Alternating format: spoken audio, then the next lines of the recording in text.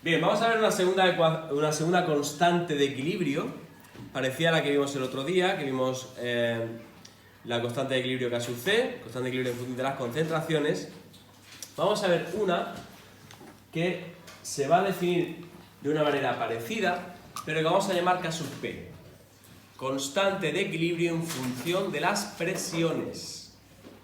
Su definición va a ser parecida, solo que obviamente si K sub C está en función de las concentraciones, esta va a estar en función de las presiones.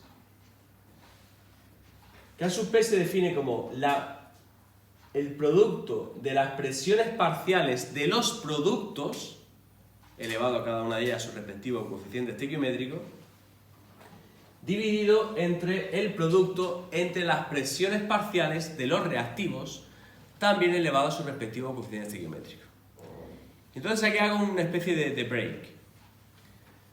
Aquí os pongo en un bocadillo solo gases. ¿Por qué?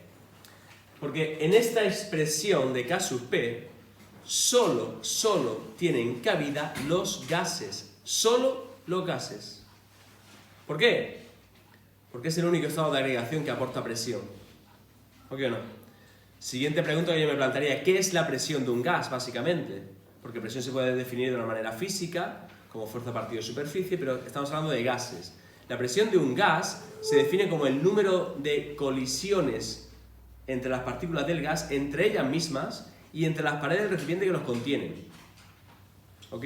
Con lo cual, en esta expresión, como digo, solamente tendrán cabida aquellas partículas o aquellas especies químicas, ya sean reactivos o productos, que sean gaseosos. Ahora bien, estamos hablando de presiones parciales. Tenemos que definir qué es la presión parcial o cómo se calcula la presión parcial. Un ejemplo muy tonto.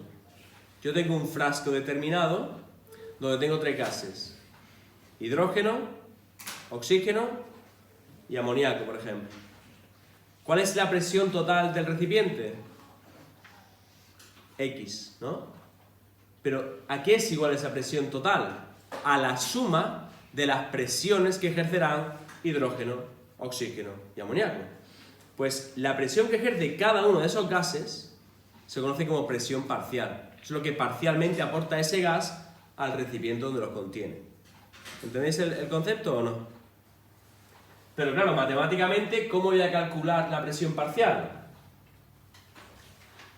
La presión parcial de un gas se define como la fracción molar de un gas por la presión total.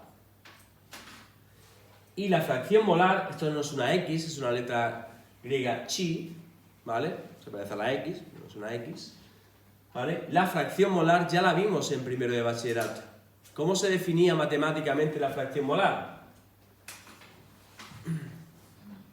Como el cociente entre el número de moles de un componente, en este caso de un gas, entre el número de moles totales. Esa es la fracción total. Con lo que la presión parcial de un gas determinado se define como el número de moles de ese gas entre el número de moles totales por la presión total.